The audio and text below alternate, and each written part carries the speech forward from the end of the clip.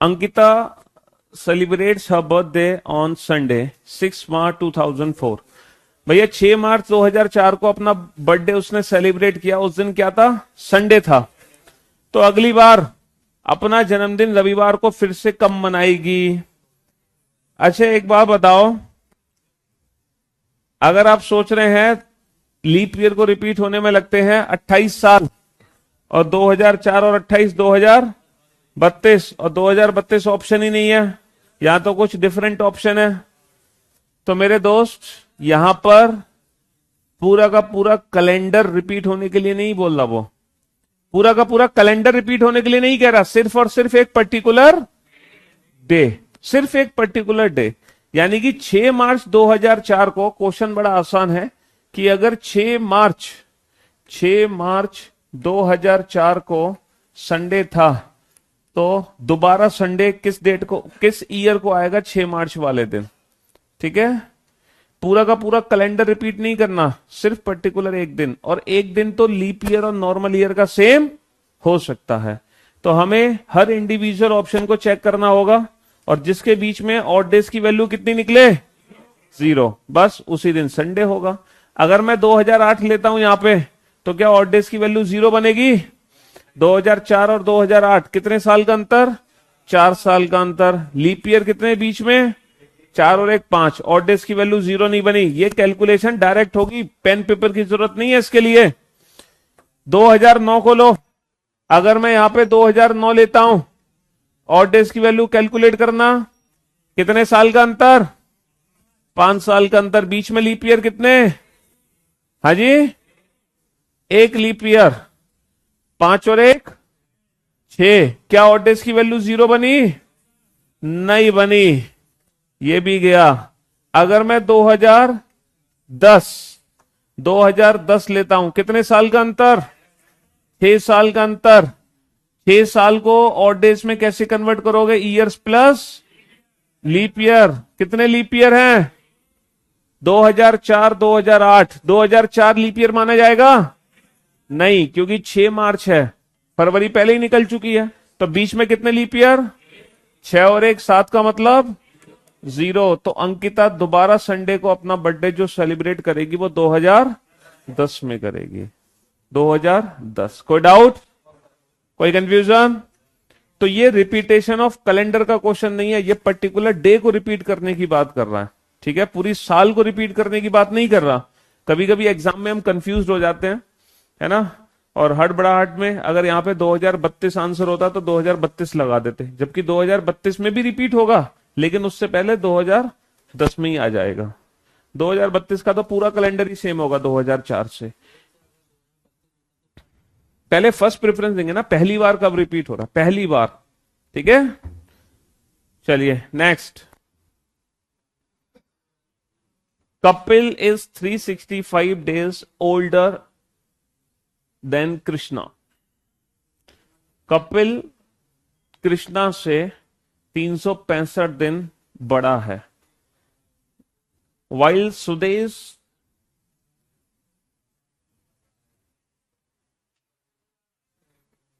is 60 weeks older than Kapil.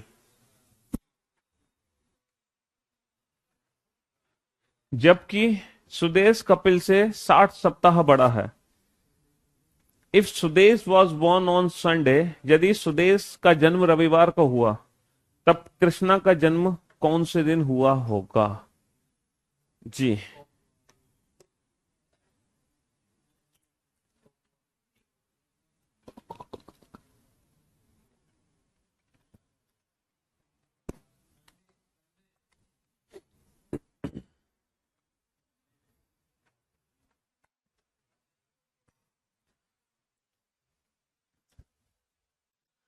हाँ जी। ये मत सोचना कि कैलेंडर में कुछ ऐसा है जो आपने नहीं पढ़ा है, अभी और पढ़ना बाकी। आप सब पढ़ चुके हो, है ना। आपको जो सीखना था वो सब सीख चुके हो, बस उसको यूज करना। ठीक है, जो आपने सीखा है, जो आपने शक्तियां ली हैं, ठीक है, उन शक्तियों को हाँ अप्लाई करना आना चाहिए एग्जाम में। जानते आप सब कुछ हो, ऐसा नहीं कि आप नया सीखोगे। एक का एक कंसेप्ट, एक का एक चीज हम ऑलरेडी डिस्कस कर चुके हैं इस चैप्टर में। कपिल कृष्णा से 365 दिन बड़ा है।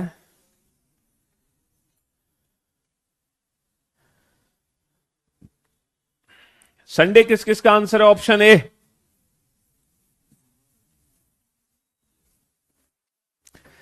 मंडे,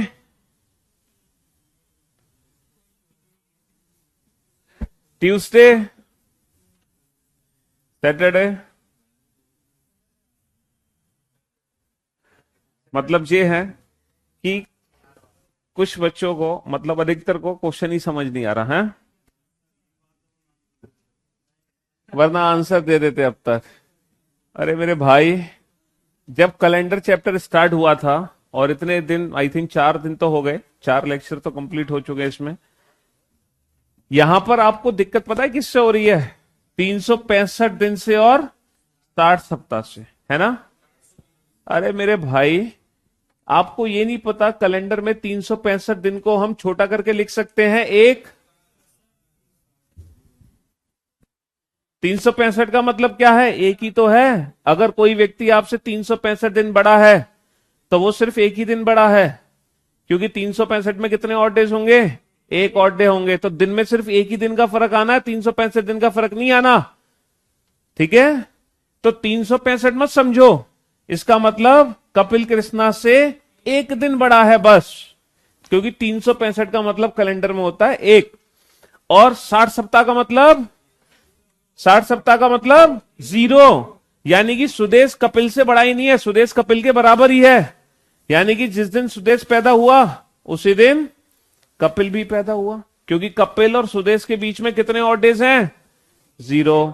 तो जिस दिन सुदेश पैदा हुआ उस दिन कपिल भी पैदा होगा। सुदेश कब पैदा हुआ? सुदेश कब पैदा हुआ? संडे को। तो कपिल भी कब पैदा होगा? संडे को, क्योंकि कपिल और सुदेश के बीच में ऑड डेज कितने हैं? 0 हैं। कोई दिक्कत? अरे बोलो। नहीं। अब ये बताओ, कपिल पैदा हुआ संडे को, और कपिल कृष्णा से एक दिन बड़ा है। बड़ा कौन है? कपिल कृष्णा। बड़ा कौन है? छोटा कौन है? तो कैलेंडर में हम बड़े से जा रहे हैं छोटे पर, और जब बड़े से छोटे पर जाते हैं तो कैलेंडर में आगे जाते हैं पीछे? पीछे। बहुत बढ़िया। एक की डेट ऑफ बर्थ है 1990, एक डेट ऑफ बर्थ है 1980, एक 1980 और एक 1990। ठीक है, ये दो डेट ऑफ बर्थ हैं। इनमें से बड़ा कौन है? 80 वाला, 90 वाला? 80 वाला। तो जब बड़े से छोटे व्यक्ति पर जाते हैं कैलेंडर में, तो आगे जाते हैं पीछे? जब बड़े से छोटे पर जाएंगे तो फ्यूचर की भी जाएंगे ना, फ्यूचर। ठीक है, तो जब बड़े से छोटे पे जा रहे हैं तो कैलेंडर में हम जा रहे हैं आगे, पीछे नहीं जा रहे भाई। कपिल बड़ा है, कृष्णा छोटा है। बड़े से छोटे पे जा रहे हैं तो कैलेंडर में हम जा रहे हैं आगे, और आगे जाने पर निकाल गए ऑड डेज को क्या करते हैं? प्लस। तो संडे में क्या करना है? +1, यानी कि मंडे। अरे कपिल संडे को पैदा हुआ, उसके अगले दिन कृष्णा पैदा हुआ मंडे को। तो जो संडे को पैदा हुआ वही तो एक दिन बड़ा होगा, और मंडे वाला एक दिन छोटा होगा। तो कृष्णा कब पैदा होगा? मंडे को। था किसी का आंसर? हाँ जी। तो बात है नहीं। हाँ, बहुत आसान है कहना तुक्का। जब आदमी, है ना, यही सक्सेसफुल, जब आदमी सक्सेस हासिल कर लेता है, सिलेक्शन ले लेता है जॉब में, बस कहने वाले यही कहते रहते हैं तुक्का किस्मत, है ना। ये तुक्का और किस्मत कुछ नहीं होती। समझ में आई? नहीं तो एक एग्जाम में जाना और,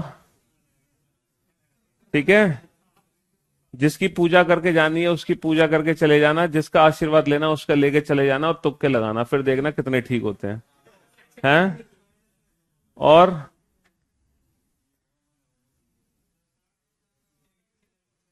चलिए नेक्स्ट।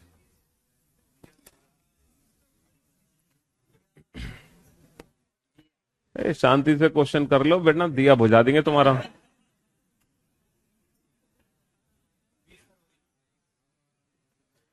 ये बड़ा आसान सा क्वेश्चन और कई बार एग्जाम में आया है। ये क्वेश्चन कई बार एग्जाम में पूछा गया है। ये बहुत बहुत आसान सा क्वेश्चन है। दिया को याद है कि उसके भाई का जन्मदिन 17 फरवरी के बाद लेकिन 21 से पहले, 17 के बाद 21 से पहले, इसका मतलब 18, 19, 20। जबकि उसके भाई को याद है कि उसका जन्मदिन 19 के बाद लेकिन 24 से पहले, 19 के बाद यानी कि 20, 21, 22, 24 से पहले, 20, 21, 22, 23। तो जो फाइनल आंसर होता है वो इन दोनों की कॉमन डेट्स होगी। ठीक है, इन दोनों की कॉमन कौन सी डेट है? 20। तो आंसर आ जाएगा 20 फरवरी। ये बड़ा आसान सा क्वेश्चन है। दो स्टेटमेंट है तो दोनों का कॉमन रिजल्ट होगा। ठीक है, जो दोनों में कॉमन डेट होगी। नेक्स्ट, ये है इमेजिनरी कैलेंडर। अब यहां से कुछ हम ऐसे क्वेश्चन करेंगे जो इमेजिनरी कैलेंडर पे बेस्ड होंगे, मतलब काल्पनिक कैलेंडर। क्योंकि हमारे कैलेंडर में एक दिन 24 घंटे का ही होता है। ये एक ऐसा कैलेंडर है जिस कैलेंडर में एक दिन 24 की बजाय 30 घंटे का है।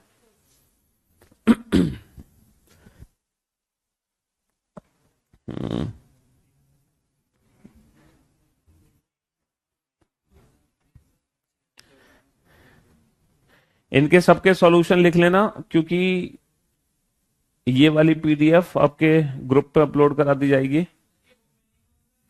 बुक में होंगे कुछ क्वेश्चंस हैं। हाँ जी, ये बुक की एक्सरसाइज में मिलेंगे कुछ क्वेश्चन, सारे नहीं मिलेंगे लेकिन वहां पर।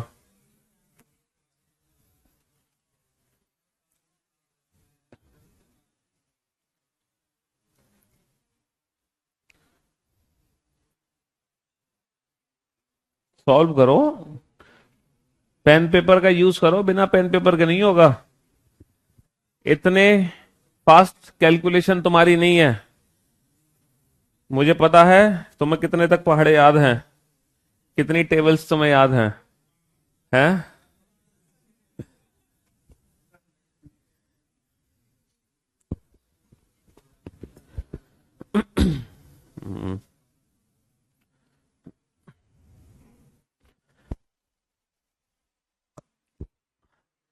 देखो, आज की क्लास में जो क्वेश्चंस कैलेंडर के मैं आपको कराऊंगा, आपका आंसर आए ना आए, आंसर आना एक अलग बात है। फर्स्ट चीज कि आपको सिर्फ क्वेश्चन की लैंग्वेज समझ आ जाए, मतलब क्वेश्चन एग्जैक्टली कहना क्या चाह रहा है, सॉल्व कैसे करना है, आंसर क्या आएगा, वो बात अलग है। आपको सिर्फ क्वेश्चन की लैंग्वेज समझनी है कि एग्जैक्टली क्वेश्चन हमसे कहना क्या चाह रहा है। ठीक है, तो किस किस को क्वेश्चन की लैंग्वेज समझ आ गई? अगर कोई दिन 24 की बजाय 30 घंटे का हो और सप्ताह 7 की बजाय 12 दिनों का हो, ठीक है, लेकिन एक वर्ष में अभी भी समान घंटे हैं, इसका मतलब यह है कि जो पुराना हमारा कैलेंडर है, उस कैलेंडर में, हमारा जो कैलेंडर है उसमें कितने घंटे होते हैं? 365 दिन 24 घंटे, है ना? ये हमारे कैलेंडर में होते हैं घंटे। ठीक है, अब ये कह रहे हैं कि जो काल्पनिक कैलेंडर है उसमें भी उतने ही घंटे हैं, काल्पनिक कैलेंडर में भी उतने ही घंटे हैं, यानी कि 365 गुणा 24। ये एक वर्ष में टोटल घंटे हैं। और ये किस वर्ष में है टोटल घंटे? जो हमारा काल्पनिक कैलेंडर है उसके ये टोटल घंटे हैं 365 गुणा 24। ठीक है, अब जो नया कैलेंडर बना है काल्पनिक कैलेंडर, उसके एक वीक में टोटल कितने घंटे हैं? क्या आप मुझे बता सकते हो? एक वीक में टोटल कितने घंटे हैं? एक वीक 7 की बजाय कितने दिन का है? 12 दिनों का है। और एक दिन में 24 घंटे नहीं है, कितने घंटे हैं? 30 घंटे हैं। एक दिन में कितने घंटे हैं? 30। तो एक वीक में टोटल इतने आवर्स हैं और एक साल में टोटल इतने आवर्स हैं। तो क्या आप बता सकते हो टोटल वीक्स की वैल्यू कितनी होगी? कुछ करना ही नहीं है, टोटल आवर्स में जो एक वीक में आवर्स हैं उसका भाग कर दो, तो टोटल वीक्स की वैल्यू निकल आएगी। भाई एक सप्ताह में इतने घंटे हैं और ये टोटल घंटे हैं, तो कुल कितने सप्ताह बन गए, कुल घंटे में एक सप्ताह में बने घंटे से डिवाइड कर दो। यही तो हुई कैलकुलेशन। बस अब ये छोटी सी कैलकुलेशन है। 12 दूनी 24 और 2 से 30 कट गया, 15 बार 365/15, 365/15 24.3, 365/15 24.3। आउट। अच्छा एक चीज और की, ऐसा नहीं कि अगर आपने से कुछ बच्चों ने प्रीवियस लेक्चर कैलेंडर के नहीं देखे या एक आध क्लास मिस हो गई थी, तो आप कहीं सोच रहे हो सर हम तो समझ ही नहीं, ये कॉमन सेंस के क्वेश्चंस हैं, ठीक है। इसमें ऐसा नहीं कि कोई फॉर्मूला आपको भूल गए थे वो अप्लाई करना था, तो कोई फॉर्मूला नहीं है, ये कॉमन सेंस वाला क्वेश्चन है, ठीक है। सिर्फ अपना थोड़ा सा दिमाग यूज करना है, अपना थोड़ा कॉमन सेंस लॉजिक लगाना है और आप आंसर दे सकोगे इसका। चलिए नेक्स्ट। और मैं चाहता हूं कि इस क्वेश्चन का आंसर हर बच्चे का निकलना चाहिए, ठीक है, वरना आपके साथ इतनी मेहनत करने का कोई फायदा नहीं अगर इस क्वेश्चन का आंसर नहीं दे पाए तो।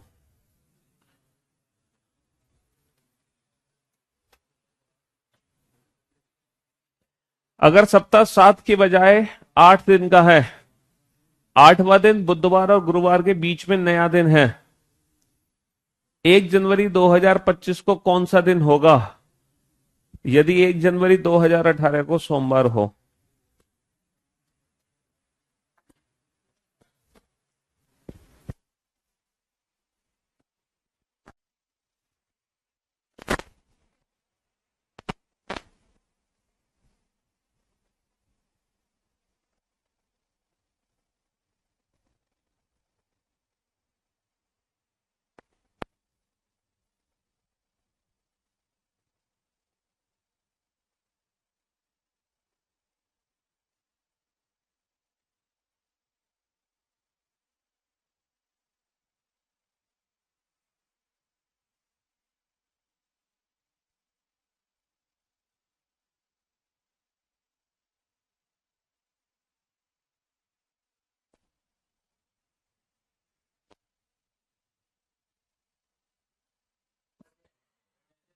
अगर एक सप्ताह 7 के बजाय 8 दिन का हो, 8वां दिन बुधवार और गुरुवार के बीच में नया दिन है, ठीक है, मतलब दिन जो है हमारे भाई मंडे से शुरू होता है, मंडे ट्यूसडे वेंसडे, और नया जो दिन ऐड है वो वेंसडे और थर्सडे के बीच में है, फ्राइडे सैटरडे संडे। तो भाई ये जो काल्पनिक कैलेंडर है उस काल्पनिक कैलेंडर में अब ये हमारे 8 दिन है, यानी कि 7 दिन का सप्ताह नहीं है, 8 दिन का सप्ताह है, ठीक है जी। अच्छा यहां पर साल का जिक्र हो रहा है, नहीं हो रहा ना, इसका मतलब ये अंडरस्टूड है कि एक नॉर्मल ईयर में अभी भी 365 दिन है और एक लीप ईयर में 366 दिन होंगे, ठीक है जी। अच्छा ये बताओ, एक नॉर्मल ईयर में एक ऑड डे, एक लीप ईयर में 2 ऑड डे होते हैं, कब, जब वीक में 7 दिन हो, लेकिन यहां 7 की बजाय कितने दिन है, तो एक नॉर्मल ईयर में कितने ऑड डेज हो गए इस समय, 8 से भाग दे के रिमाइंडर निकालो, क्योंकि वीक में जितने दिन होंगे उसी का रिमाइंडर ऑड डेज होगा। 8 चौक 32, 8 पंच 40 कितने, और ये 6। तो इस समय नॉर्मल ईयर में 5 ऑड डेज है और लीप ईयर में 6 ऑड डेज हैं। अब आ जाओ क्वेश्चन पे। 1 जनवरी 2018 को सोमवार है, तो 1 जनवरी 2025 को कौन सा दिन होगा। कितने साल का अंतर, कितने साल का अंतर, 7 साल का अंतर। ईयर्स को ऑड डेज में कैसे कन्वर्ट करते हैं, ईयर्स प्लस लीप ईयर। लेकिन यहां पर ये ट्रिक काम करेगी ईयर्स प्लस लीप ईयर की, नहीं करेगी। ईयर्स प्लस लीप ईयर तब करते हैं जब एक साल में एक ऑड डे हो और एक लीप ईयर में 2, लेकिन यहां पर ऐसा नहीं है। तो यहां पर हमारा बेसिक कंसेप्ट काम आएगा, और बेसिक कंसेप्ट क्या है कि इन ईयर्स को लीप ईयर और नॉर्मल ईयर में तोड़ लो, बताओ 18 से 25 तक कितने लीप ईयर? 2 leap year. कितने नॉर्मल ईयर? 5 normal year. भाई 7 माइनस 2 कितने नॉर्मल ईयर बचे? अब आप टोटल ऑड डेज कैलकुलेट कर सकते हो। कैसे कैलकुलेट कर सकते हो? एक लीप ईयर में कितने? 2 में कितने होंगे? 2 गुणा 6। एक नॉर्मल ईयर में कितने? 5 में कितने होंगे? 5 गुणा 5। तो 25 और 12 और 37 का मतलब, छोटा करो इसको। किससे भाग देके छोटा करोगे? किससे भाग देके? 8 से। 8 चौक 32, कितना बचा? फाइनली 5 और डेज आ गए। प्लस और माइनस। अब मंडे +5 करना है। Monday +1 Tuesday, Tuesday +1 Wednesday, Wednesday +1 new day. पहले +1 +1 +1, अब न्यू डे +1 थर्सडे, और थर्सडे +1। तो मंडे +5 करोगे तो क्या आएगा? फ्राइडे।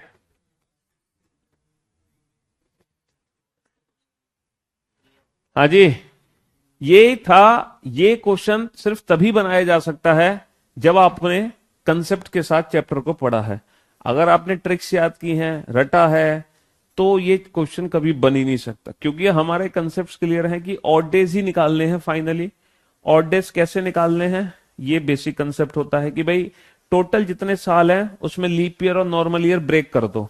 और हमें पता है एक नॉर्मल ईयर में 5 ऑड डेज हैं और एक लीप ईयर में 6 ऑड डेज हैं। कोई डाउट? हाँ जी, बोलो। लीप ईयर 2 कैसे हुए? 2018 और 2025, इन दोनों में छोटा वर्ष कौन सा है? 18। क्या 2018 लीप ईयर है? नहीं है। इसके बाद आएगा 2019, क्या वो लीप ईयर है? नहीं है। फिर आएगा 2020, क्या वो लीप ईयर है? यस। अब हर 4 साल बाद लीप ईयर आएगा। 20 के बाद सीधा लीप ईयर आएगा 24, 24 के बाद बाहर। ठीक है, तो इसीलिए सिर्फ 2 लीप ईयर हैं, 20 और 24। Next, next question.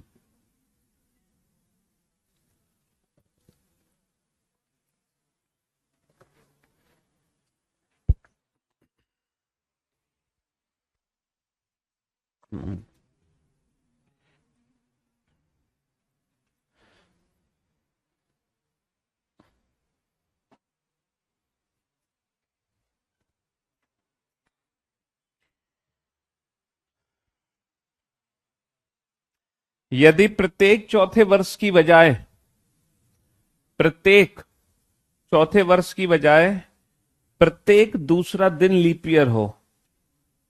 हर 4 साल में लीप ईयर आ रहा था, लेकिन अब हर दूसरी साल में लीप ईयर है। 1 जनवरी 2051 को कौन सा दिन होगा? यदि 1 जनवरी 2020 को शनिवार है।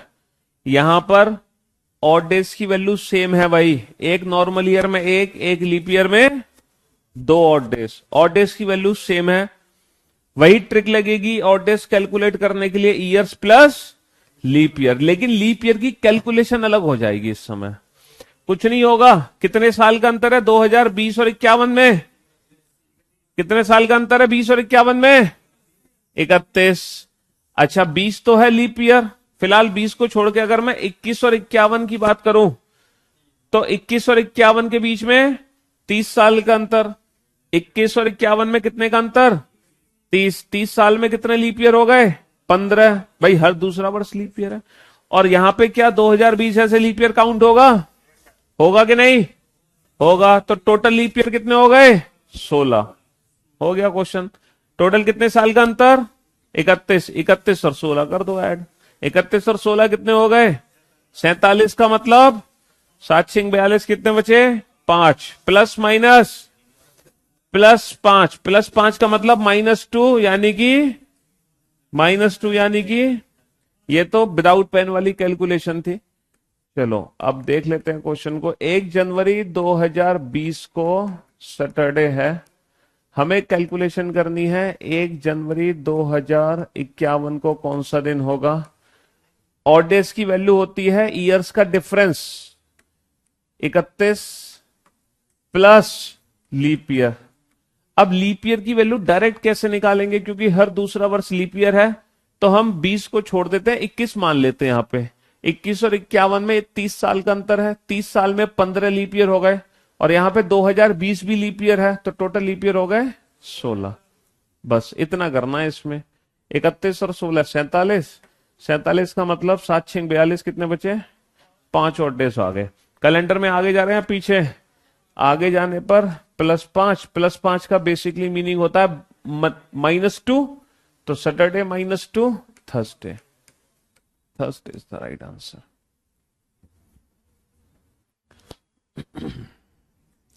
कोई डाउट? ऑड डेज की वैल्यू क्या होती है, years plus leap year. Years का डिफरेंस कितना है, 31। लीप ईयर कितने हैं, लीप ईयर कितने हैं, 16। बस 31 और 16 जोड़ दो। 16 कैसे आया ये बताओ। 21 और 51 कितने साल का अंतर है, 30 साल का अंतर है। हर दूसरा वर्ष लीप ईयर है, तो इन 30 साल में कितने लीप ईयर होंगे, 15 लीप ईयर होंगे, और यहां पे 2020 भी लीप ईयर है, तो टोटल हो गए 16 लीप ईयर। नेक्स्ट,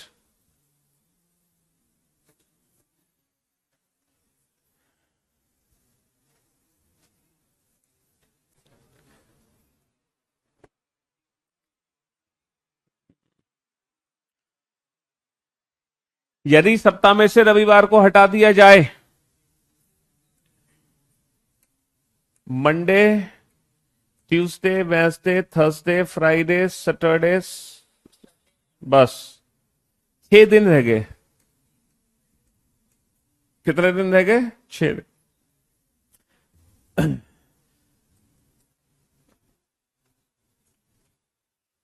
तो लीप वर्ष 19 दिसंबर को कौन सा दिन होगा, यदि उसी वर्ष 1 फरवरी को सोमवार है, 1 फरवरी को सोमवार है, तो 19 दिसंबर को कौन सा दिन होगा।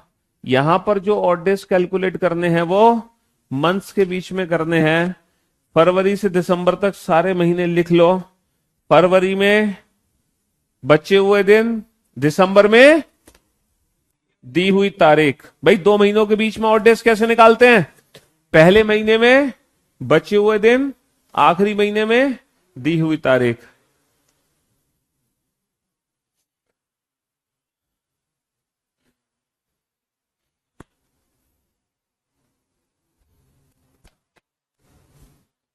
पहले महीने में बचे हुए दिन, आखिरी महीने में दी हुई तारीख।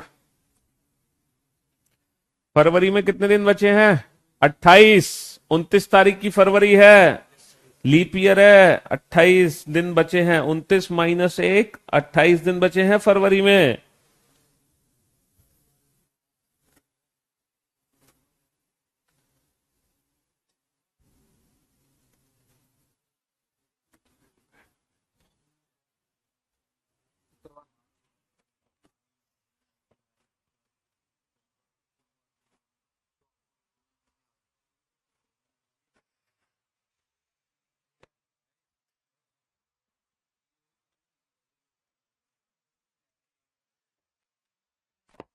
दो महीनों के बीच में ऑड डेज निकालने की ट्रिक बड़ी सिंपल है। पहला महीना है फरवरी, मार्च, अप्रैल, मई, जून, जुलाई, अगस्त, सितंबर, अक्टूबर, नवंबर, दिसंबर। फरवरी में बचे हुए दिन 29 - 1, 28, दिसंबर की दी हुई तारीख, और बीच में जितने महीने हैं उनके ऑड डेज लिख दो। अब ये बताओ, मार्च के कितने ऑड डेज, किस किस ने 3 लिखे हैं, सारे हाथ खड़े करना। किस किस ने 3 ऑड डेज लिखे हैं मार्च में,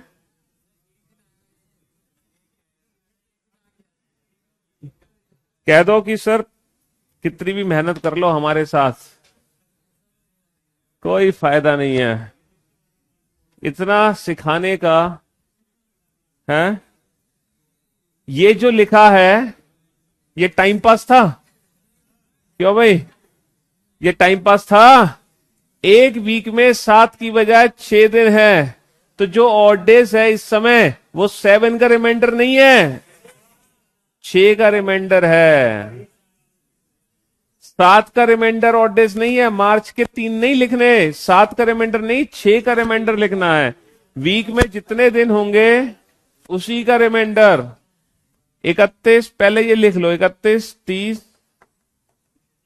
मई, जून, जुलाई, अगस्त, सितंबर, अक्टूबर, नवंबर। अब इनको छोटा करो, छोटा करेंगे 7 से भाग देके नहीं, 6 से भाग देके।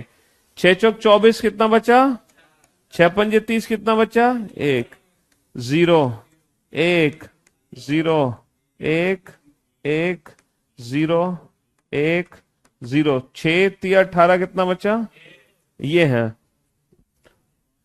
4 और 1 5, 5 और 1 6 का मतलब 0। 4 और 1 5 और 1 6, 6 का मतलब 0। 1 और 1 2 और 1 3 और 1, फाइनली 4 और डेज आ गए। और Monday +4, Tuesday, Wednesday, Thursday, Friday.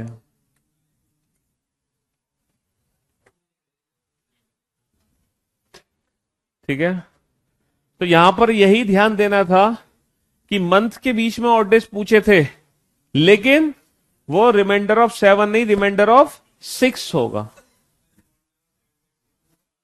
वो एक इत्तेफाक था, अगर ऐसा आंसर आया तो सिर्फ इत्तेफाक।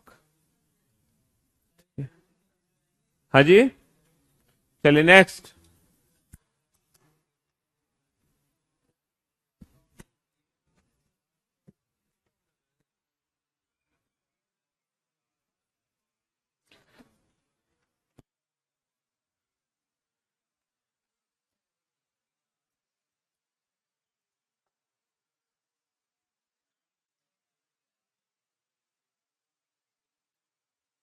यदि 365 दिन की बजाय एक वर्ष 400 दिन का हो और एक लीप वर्ष 450 दिन का हो, नॉर्मल ईयर में कितने दिन हैं, 400, और लीप ईयर में कितने दिन हैं, 450।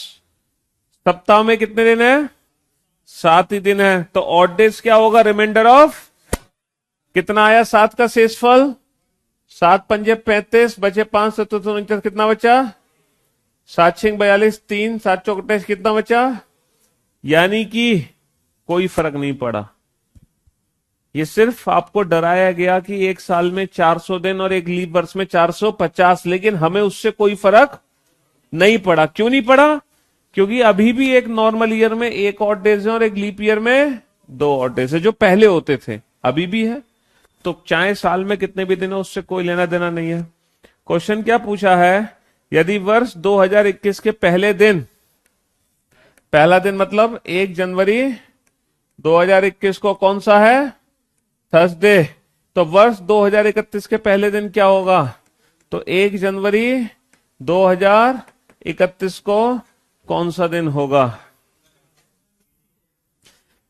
ऑड डेज की वैल्यू कैसे निकालोगे, years plus years plus years plus leap year, यही तो ऑड डेज होते हैं।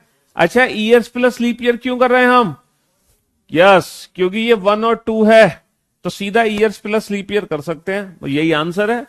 10 और 2 12 का मतलब प्लस और माइनस, आगे जा रहे हैं, +5 कर दो, यानी कि -2, और थर्सडे -2, ट्यूसडे।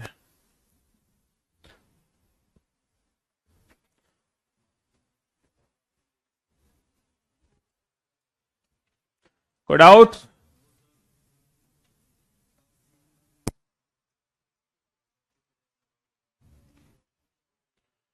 तो यहां पे सिर्फ ये डराने के लिए था 400 450, ये नॉर्मल क्वेश्चन है जैसे सारे क्वेश्चन थे। नेक्स्ट,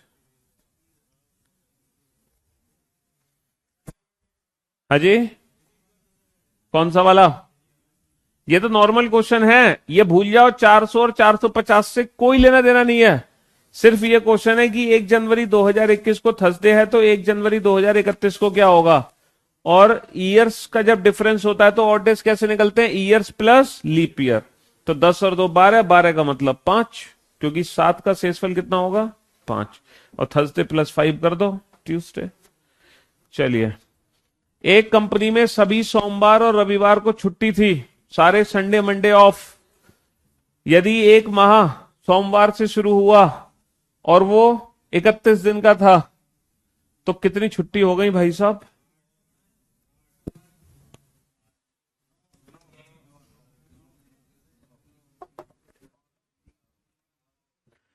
इकतीस तारीख का महीना है, 31 दिन है महीने में।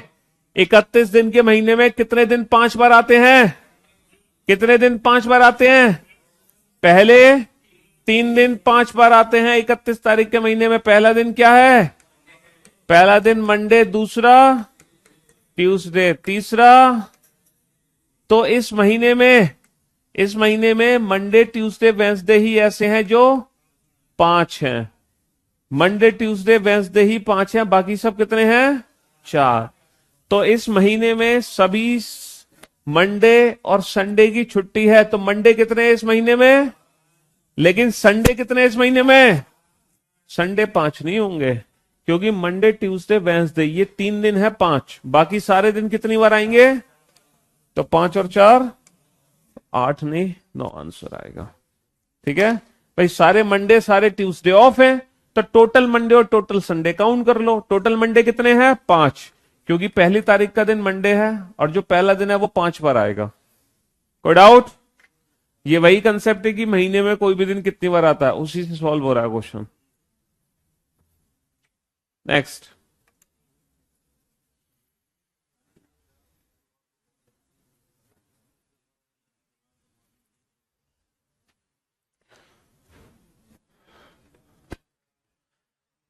अनिल एक जगह पर शुक्रवार को पहुंचा। ओके, फ्राइडे पहुंचा वो। क्या पता चला उसको? उसको पता चला कि वो 3 दिन पहले आ गया। तो 3 दिन पहले आ गया, पहुंचना कब था ओरिजिनल में? ओरिजिनल में पहुंचना कब था? 3 दिन बाद, यानी कि एक्चुअल में मंडे को पहुंचना था और वो पहुंच गया फ्राइडे को। पहुंचना था मंडे को, पहुंच गया फ्राइडे को। ठीक है, चलिए 3 दिन पहले पहुंच गया वो। यदि वह आने वाले रविवार को वहां पहुंचता, यदि वह आने वाले रविवार को वहां पहुंचता, यानी कि फ्राइडे की जगह संडे को पहुंचता, तो वह कितने दिन लेट या पहले पहुंचता? हाँ जी, वो 1 दिन पहले पहुंच जाता। ठीक है भाई, संडे को भी पहुंचा तो भी 1 दिन पहले पहुंच गया ना, पहुंचना था मंडे को। हाँ बताओ।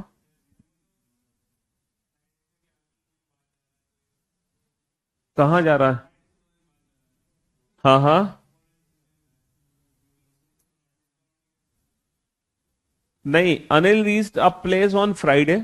ठीक है, he came to know that he was 3 days earlier than the scheduled day, यानी कि स्केड्यूल्ड डे क्या हो गया? मंडे हो गया। ठीक है जी। If he had reach there on the following Sunday, अगर वो फ्राइडे की जगह, फ्राइडे से कंपैरिजन होगा, फ्राइडे का फॉलोइंग संडे क्या होगा? हाँ, बस फ्राइडे के 2 दिन बाद, यानी कि इस संडे को पहुंच गया वो, फ्राइडे के जो 2 दिन बाद था।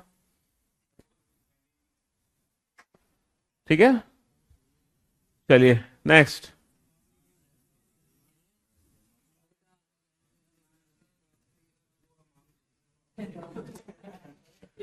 हाँ जी,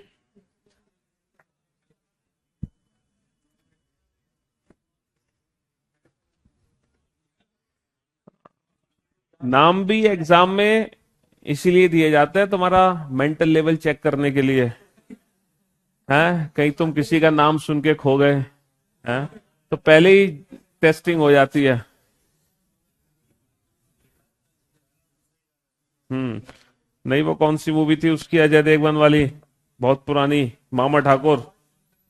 वो किसका नाम सुन के पागल हो जाता था? दिल, हाँ, दिल वाले, सपना। तो बस, तो तुम्हारी सपना पहले ही चेक कर ली जाती है कहीं।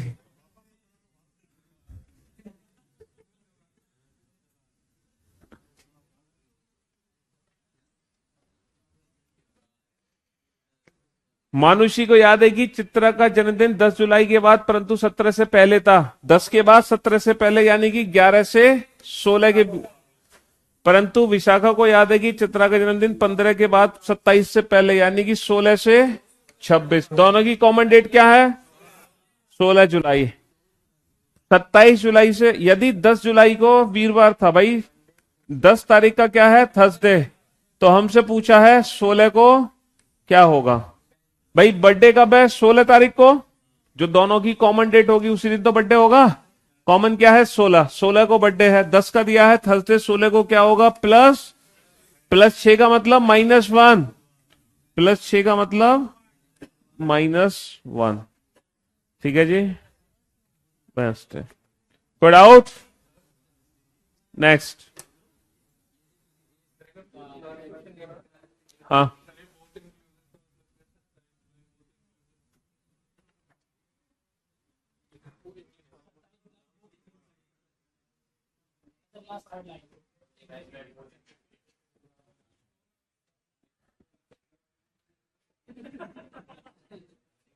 वो हिंदी में नहीं लिखा हुआ 15 के बाद। हाँ, उसको ये हटा दो, कोई फायदा नहीं। ठीक है, चलिए। यदि किसी देश का राष्ट्रीय दिवस एक महीने के चौथे शनिवार को मनाया जाता है और जश्न की तारीख का पता लगाएं यदि उस महीने का पहला दिन मंगलवार है।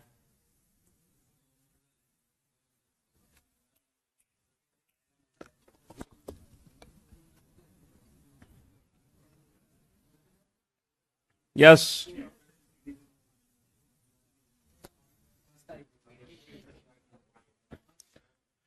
पहला दिन मंगल है तो जश्न की तारीख क्या है?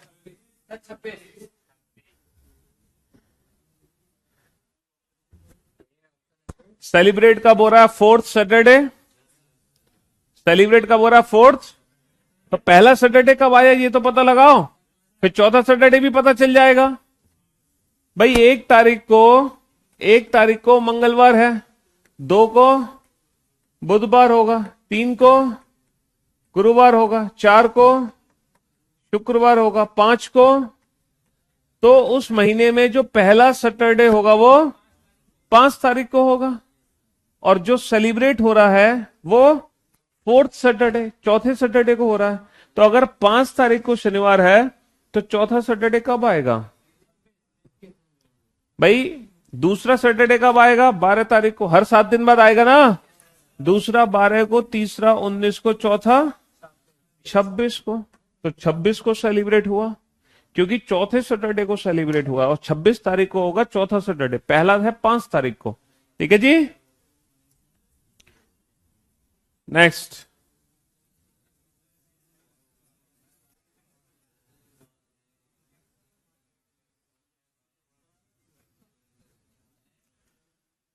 $1895 में एक लीप वर्ष, ये लीप हटा दो यहां से। 1895 वर्ष में एक्स वर्ष के समान कैलेंडर है।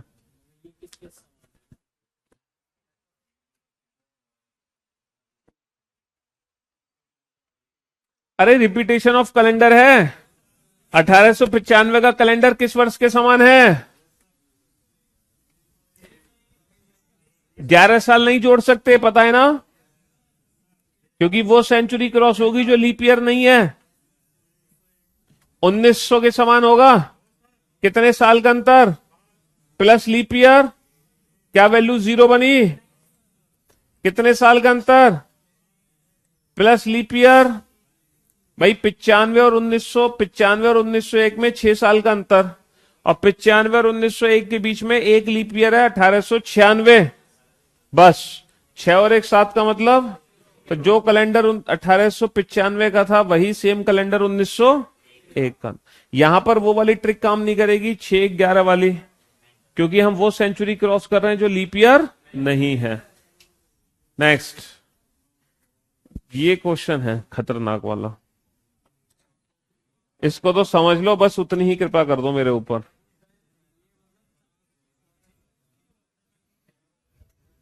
मन में पढ़ो, मन में। जैसी फीलिंग्स यहां डालोगे ना क्वेश्चन पढ़ के समझने की, वैसे ही एग्जाम में होगी। और एग्जाम में तो बोल पाओगे नहीं, तो वहां फिर अगर आप घर पे तैयारी करते हैं क्वेश्चन को बोल बोल के पढ़ने की, और एग्जाम में आपको बोलने को मिलेगा नहीं, तो आप डिप्रेशन में आ जाओगे, एक प्रेशर में आ जाओगे अलग तरीके के। तो जो एग्जाम में प्रैक्टिस बनेनी है वही घर पे प्रैक्टिस करनी है, क्वेश्चन को मन में पढ़ना है।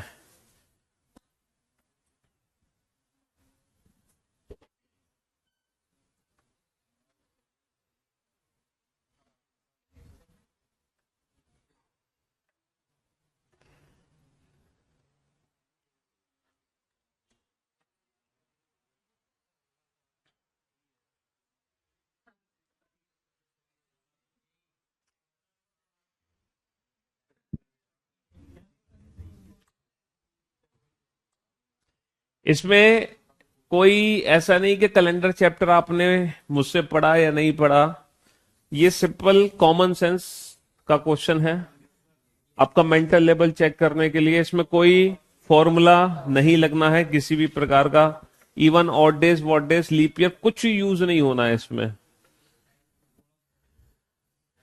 और मुश्किल से 10 सेकंड का क्वेश्चन है, अगर क्वेश्चन समझ आ जाए तो। 10 सेकंड का क्वेश्चन है, सिर्फ 10 सेकंड का।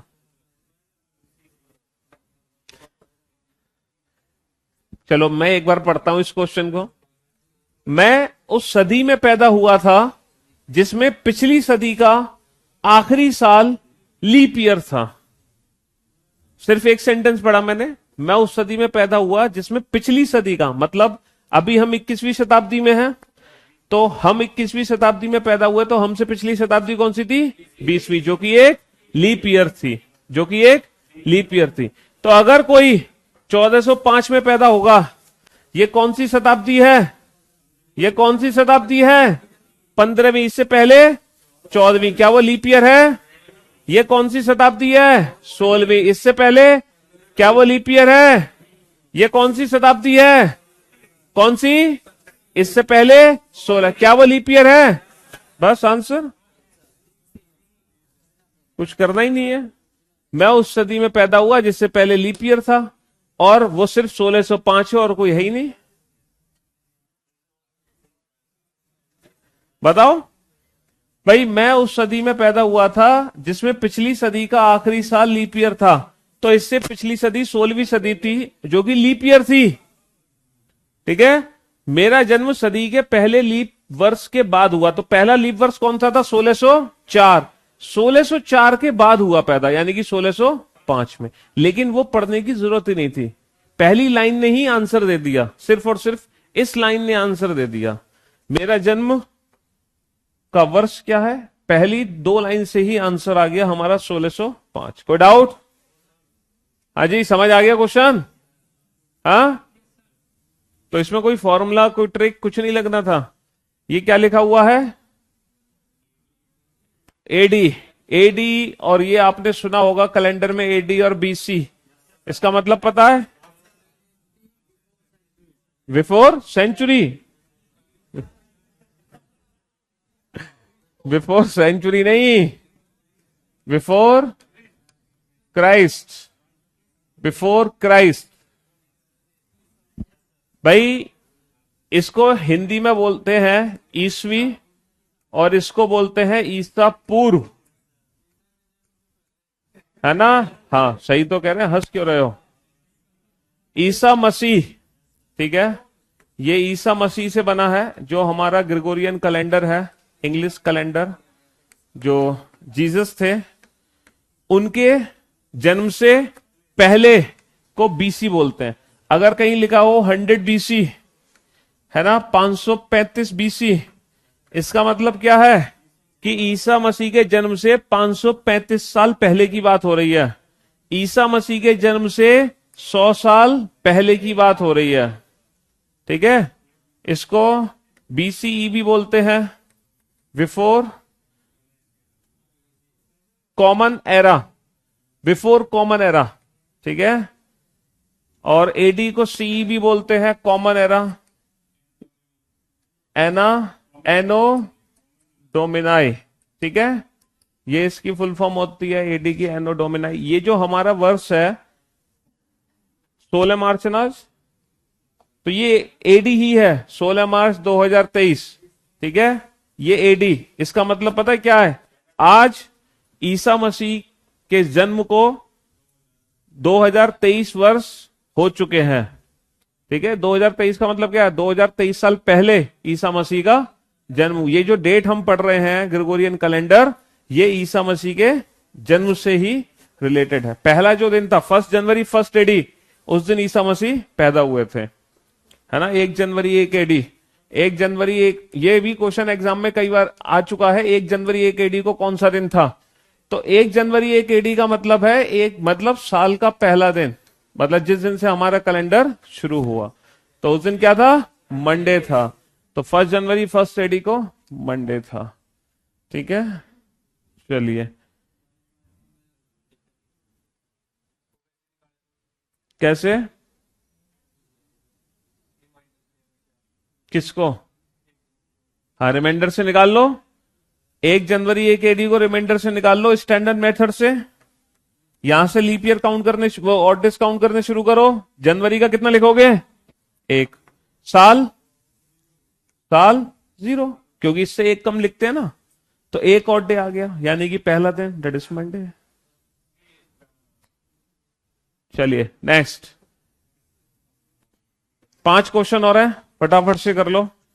ये भी एक बढ़िया क्वेश्चन है, बस समझने की देर है, इसको समझ लिया, क्वेश्चन सॉल्व।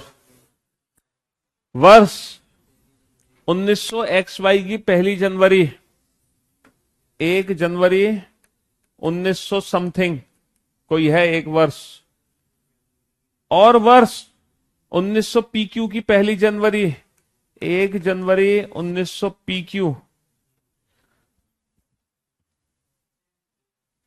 एक ही दिन है दोनों का, यानी कि दोनों के बीच में ऑड डेज की वैल्यू 0। यदि 1900 PQ से पहले किसी अन्य वर्ष की 1 जनवरी उसी दिन की ना हो, कहने का मतलब है पहली बार जो दिन सेम होगा वो इस बार ही होगा। जैसे हम बोलते हैं ना कि 2005 का कैलेंडर 2011 के समान है और ये 2022, ये सारे कैलेंडर सेम है, तो ये भी कैलेंडर सेम है और ये भी कैलेंडर सेम है। तो ये कह रहे हैं कि पहली बार ही रिपीट होना चाहिए, यानी कि 5 के बाद सीधा 11 की बात करेंगे हम, 22 की बात नहीं करेंगे। ठीक है, पहली बार जिस दिन 1900 XY की 1 जनवरी थी, अच्छा, तो हमें क्या कैलकुलेट करना है? What is the difference between PQ and XY? PQ और XY इनका अंतर कितना होगा ये बताओ। 5 6 11 13, 5 6 11 13, जल्दी से बताओ क्या अंतर होगा। कोई भी वर्ष को रिपीट होने में कम से कम कितने साल लगते हैं? कम से कम 6 साल लगते हैं ना, कम से कम। तो न्यूनतम वैल्यू कितनी बननी चाहिए? कितनी बननी चाहिए? 6। लेकिन चाहने से क्या होता है, क्योंकि यहां पे पूरी साल के बारे में नहीं पूछा जा रहा, यहां पे एक दिन के बारे में पूछा जा रहा है, और किसी भी साल को रिपीट होने में कम से कम 6 साल लगते हैं। लेकिन अगर हम पर्टिकुलर डे की बात करें तो कोई भी एक दिन न्यूनतम 5 साल में ही रिपीट हो जाता है, न्यूनतम 5 साल में। कैसे? 1 जनवरी 1904 को मान लो मंगलवार था, तो बताना 1 जनवरी 1909 को कौन सा दिन होगा? 1 जनवरी 1909 को कौन सा दिन होगा? क्या होगा भाई? कितने साल का अंतर? Plus leap year 0, Tuesday plus 0, यानी कि कोई भी पर्टिकुलर डे को रिपीट होने में बस 5 साल ही लग जाते, कम से कम 5 साल। ठीक है, मिनिमम 5 इयर्स में ही कोई पर्टिकुलर डे रिपीट हो सकता है, लेकिन पूरा साल नहीं। पूरे साल को तो 6 साल लगेंगे रिपीट होने में, तो इसीलिए इसका आंसर 6 नहीं 5, क्योंकि हम सिर्फ एक दिन की बात कर रहे हैं, 1 जनवरी की। तो 1 जनवरी दोबारा 5 साल बाद रिपीट हो जाएगी। ठीक है, कम से कम अगर डिफरेंस निकाले तो। ज्यादा से ज्यादा तो कितना भी हो सकता है। कोई डाउट? नेक्स्ट, ये और एक खतरनाक सा क्वेश्चन है, बस इसको पढ़ लो, ये लिखा क्या है।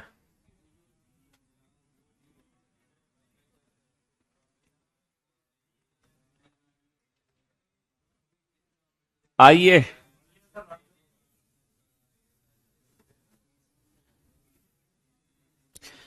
पढ़ने की आदत डालनी पड़ेगी। आपको पता है ना, सीजीएल मेंस में सात सात क्वेश्चन है जो कि स्टेटमेंट से रिलेटेड है, 30 में से, और चारों सेट में 7 क्वेश्चन है। इस बार जो सीजीएल मेंस का पेपर बना है, जो सेट बनाए गए हैं, उनकी एक खास बात है, सारे एक जैसे हैं, सेम। जो 30 क्वेश्चन पहले सेट में है, सेम वही 30 क्वेश्चन दूसरे सेट में है, सेम। बस फर्क सिर्फ इतना है, डिजिट चेंज कर दी, अल्फाबेट चेंज कर दिए, लॉजिक वही, अप्रोच वही, कंसेप्ट वही। कोडिंग डिकोडिंग का, नंबर कोडिंग का एक क्वेश्चन आया है, और वही क्वेश्चन चारों सेट में है, जिसमें क्या करना है, उनके अपोजिट अल्फाबेट के प्लेस की वैल्यू को ऐड करो, और ऐड करके टोटल नंबर ऑफ लेटर्स की वैल्यू ऐड कर दो। और यही सेम क्वेश्चन चारों सेट में, एक जैसा क्वेश्चन, इसी सेम लॉजिक पे। एक क्वेश्चन बनाया उन्होंने, हैज ABC और DEF और स्टार, तो what is the value of has and star, ये वाला क्वेश्चन। ये भी क्वेश्चन हर चारों सेट में है, तो चारों के चारों सेट एक जैसे हैं। और एक और चीज, एक भी क्वेश्चन इलॉजिकल पैटर्न पे बेस्ड नहीं है।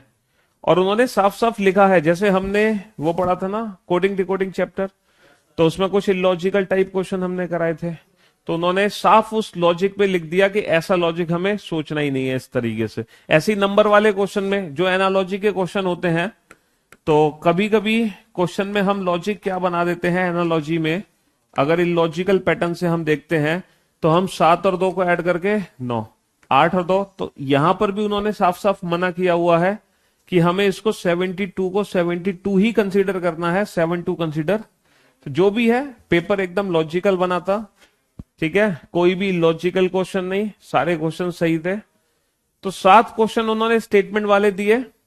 इन स्टेटमेंट्स में जो भी एनालिटिकल रीजनिंग के क्वेश्चन है वो सारे हैं, और डेटा सफिशिएंसी का एक क्वेश्चन है जो कि सीटिंग अरेंजमेंट से रिलेटेड था। लेकिन क्वेश्चन इतने आसान थे जिसकी कोई हद नहीं, बस पेशेंस क्वेश्चन को पढ़ने का। 3-3, 4-4, 5-5 लाइन के क्वेश्चन थे, समझ लो, बस क्वेश्चन पढ़ना है और कुछ नहीं करना। क्वेश्चन पढ़ा नहीं, आंसर आया नहीं, क्वेश्चन बहुत आसान थे। तो इसलिए पेशेंस चाहिए थोड़ा सा क्वेश्चन को पढ़ने का, ठीक है।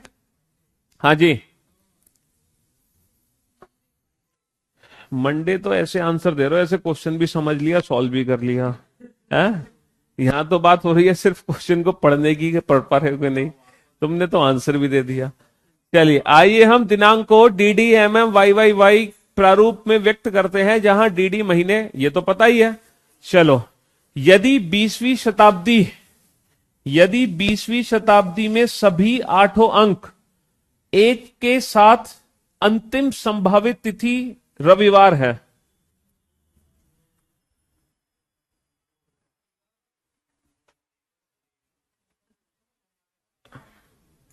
सभी 8 अंकों के साथ अंतिम संभावित तिथि रविवार है, if the last possible date in the 20th century with all 8 digits being odd.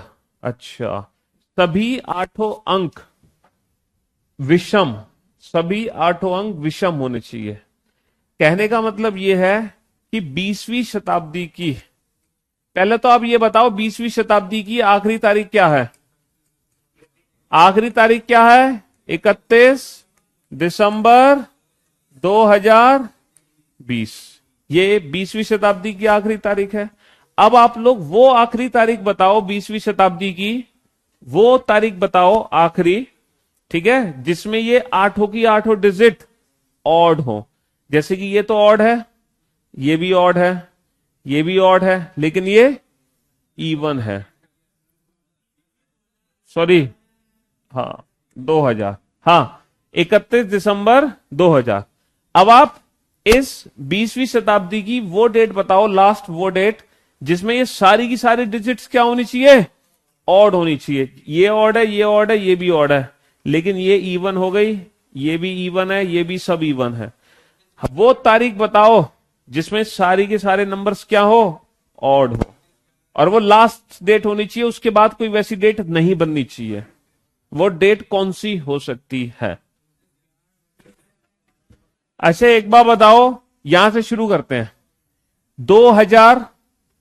2000 तो हमें चेंज करना ऑब्वियस सी बात है, यहां पे तो 2 ले ही नहीं सकते, ऑड बनाने के लिए इसको क्या लेना पड़ेगा, और लास्ट है तो ये 1999 क्योंकि लास्ट है। ठीक है, नेक्स्ट यहां पर क्या लेना पड़ेगा, 2 की जगह, भाई 3 तो ले नहीं सकते, 13 महीने तो होते नहीं है, तो 11 लास्ट डेट। अब बताओ यहां पे है कौन सी डेट होगी, 29, डेट क्या होगी 19 के बाद की कोई भी डेट नहीं है जिसमें दोनों डिजिट हमारी ऑड हो। बताओ कोई ऐसी डेट 19 के बाद की जिसमें दोनों डिजिट ऑड हो, दोनों डिजिट हमारी ऑड होनी चाहिए। कोई ऐसी डेट है 19 के बाद जिसमें दोनों डिजिट ऑड है? ना 20, 21, 22 कोई नहीं है, क्योंकि 2 आ रहा है ना स्टार्टिंग में, वो इवन है। 30 में 0 इवन नंबर आएगा, 0 एज ए इवन काउंट होगा। ठीक है, तो 30 नहीं ले सकते। 31 इसलिए नहीं ले सकते क्योंकि ये महीना नवंबर में 30 ही दिन होते हैं। तो ये 20वीं शताब्दी की वो लास्ट पॉसिबल डेट है जिसमें सारी डिजिट्स क्या है, जिसमें सारी डिजिट्स क्या है, ऑड है। ये 20वीं शताब्दी की वो आखिरी डेट है जिसमें सारी डिजिट ऑड हैं। अब क्या है 21वीं शताब्दी, तो सप्ताह का कौन सा दिन 21वीं शताब्दी की सभी 8 अंकों वाली सभी 8 अंकों वाली कौन सी हो, हिंदी में थोड़ा सा यहां पे, बीइंग इवन, सभी 8 अंक सम वाली पहली तारीख।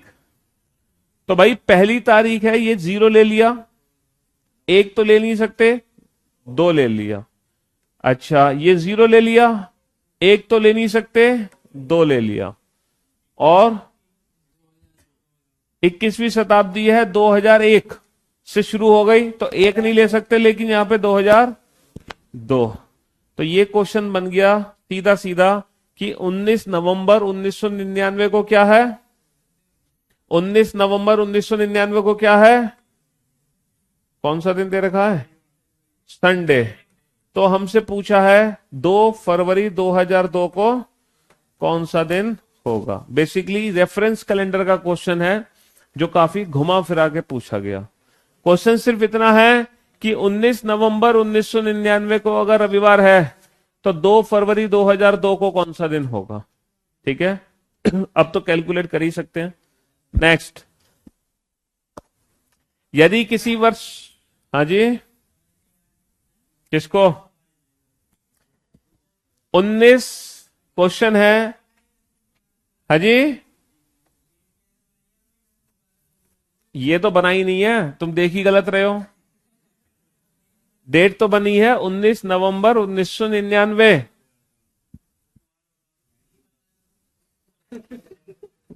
एक से लेके 31 तक, 1 से लेके 31 तक वो तारीख बताओ, आखिरी तारीख जिसकी दोनों अंक ऑड हो। 1 से लेके 31 तक वो आखिरी तारीख जिसमें दोनों अंक ऑड हो, बताओ कौन सी तारीख है, वो नंबर बताओ जिसमें दोनों अंक ऑड हैं। 31 और इससे पहले 19। महीने की वो तारीख बताओ जिसमें दोनों अंक ऑड हैं। लास्ट की बाद की तारीख बतानी है। 17 के बाद तो 19 ही आ गया, 19 के बाद 31 आ गया, तो लास्ट 2 पॉसिबल डेट्स क्या है, 31 और 19। अब महीना लो, वो महीना लो जिसके दोनों अंक क्या हो, ऑड हो, जिसके दोनों अंक, और लेकिन वो आखिरी महीना होना चाहिए साल का, उसके बाद कोई और ऐसा महीना नहीं आना चाहिए। बताओ कौन सा है, 11, 12 तो नहीं ले सकते ना, 12 नहीं ले सकते क्योंकि 2 इवन हो गया, और 31 के साथ 11 को जोड़ नहीं सकते क्योंकि 11 होता है नवंबर, नवंबर में 31 तारीख हो ही नहीं सकती, समझे? इसीलिए 19 11।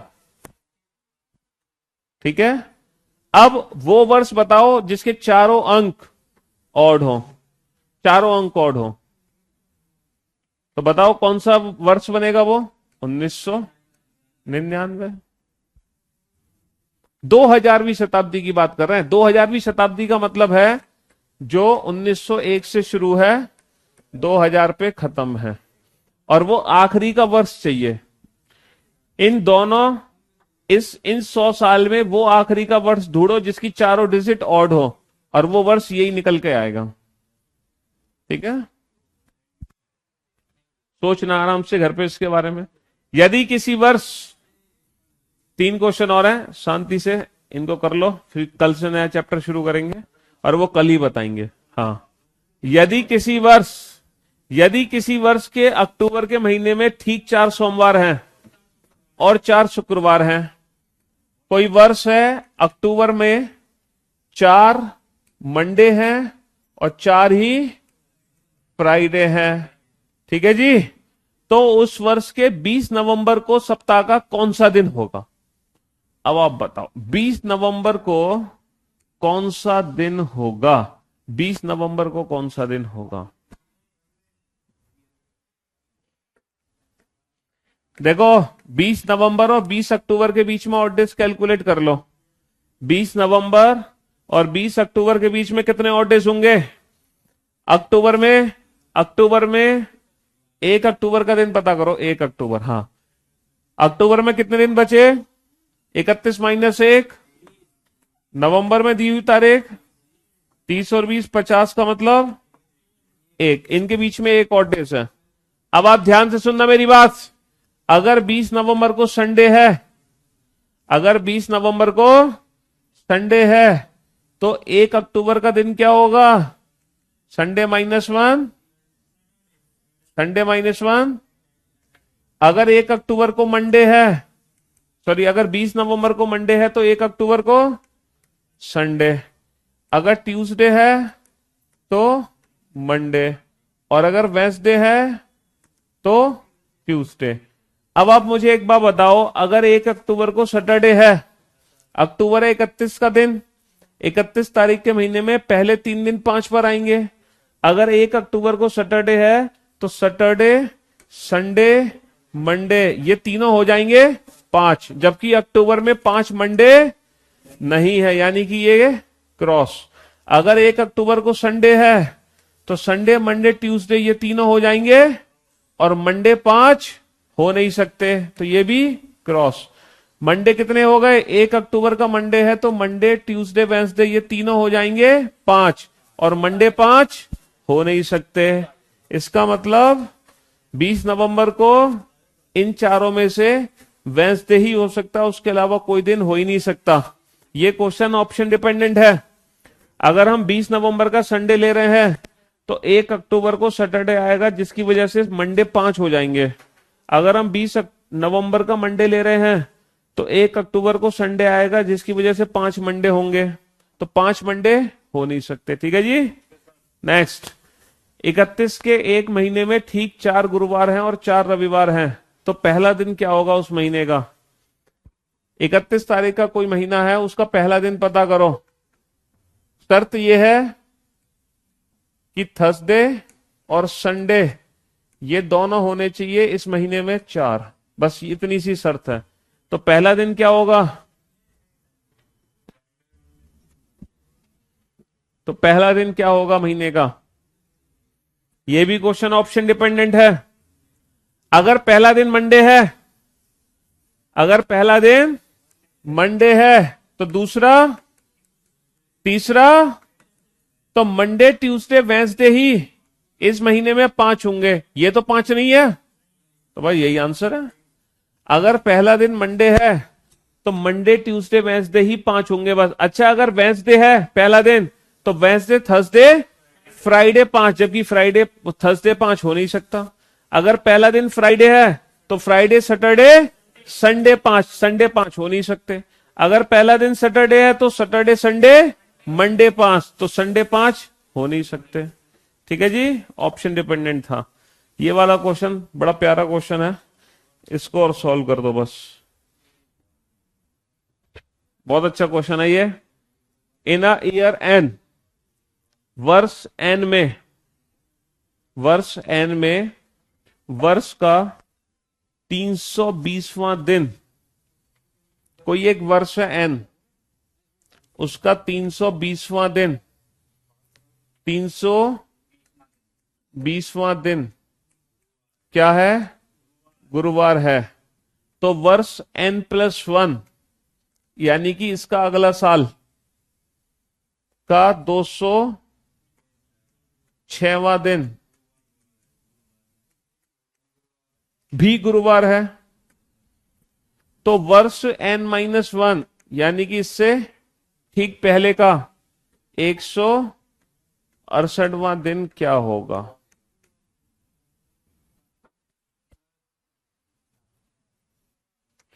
चलो मैं ही समझा देता हूं, आप घर पे समझना इस क्वेश्चन को।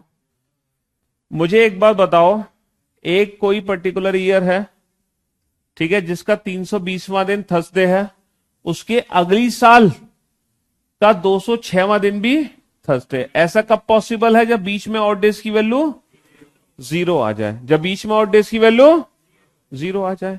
ये पहला वर्ष है, ये अगला वर्ष है, तो इसके पूरे कितने दिन कंसीडर कर रहे हैं हम? 206 का मतलब कितने ऑड डेज?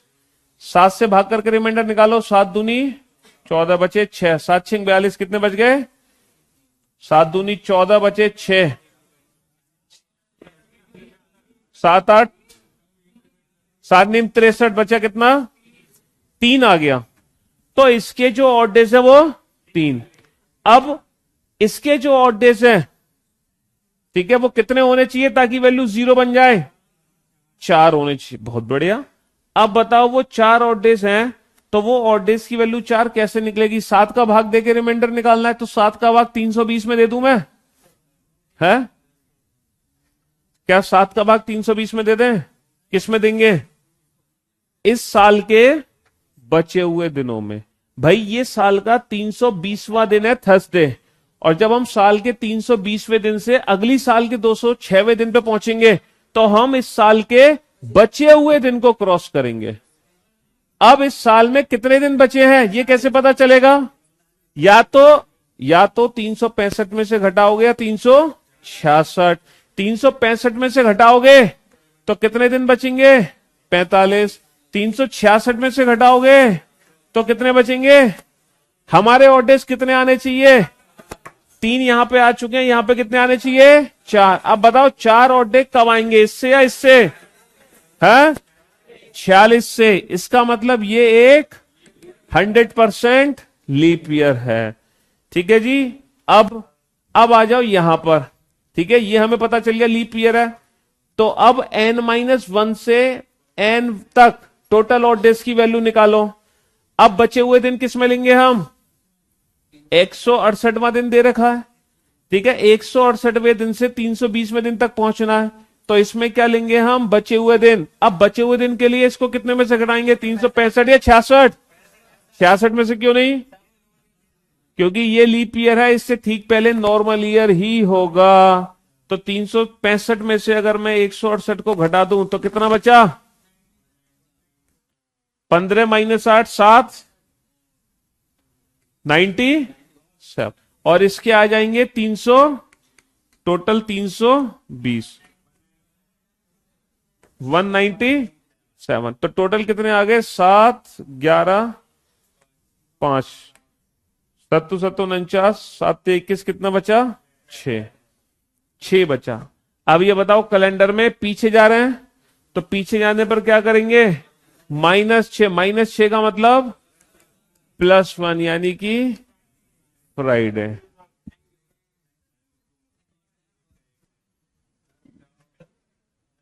ये तो कर ही दोगे, तो डीओबी वाला क्वेश्चन था, ये तो कल ही किया था। ठीक है, चलिए तो भाई कैलेंडर की संपूर्ण सेवा समाप्त हो चुकी है। मुलाकात करेंगे कल नए चैप्टर के साथ।